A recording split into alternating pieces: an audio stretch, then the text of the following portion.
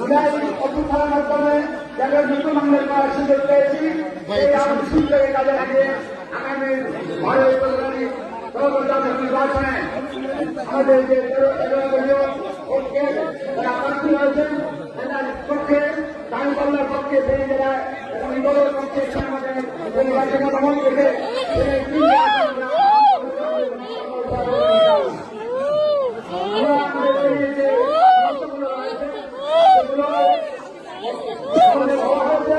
এই সমস্যাগুলো আমাদের পূরণ করার জন্য আগামী সরকারের দাবি থাকবে।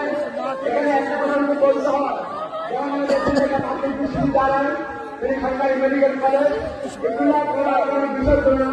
আমাদের এখানে তিনবার প্রধানমন্ত্রী করেছিলাম দুর্ভাগ্যজনক তখন নেতৃত্বে ব্যর্থতার কারণে আমরা আমাদের হয়নি। যারা আজকে আমার নতুন করে ওয়াদা দিচ্ছেন তারা পূরণ করবেন, তারা উদ্যোগ ছিলেন পূরণ করেন নাই, বর্তমান তাদের মধ্যে অভিযোগ রাখতে পারবেন। আমরা আমাদের প্রধানমন্ত্রী সমস্যা রয়েছে, এখানে 22,000 ছাত্রছাত্রীর জন্য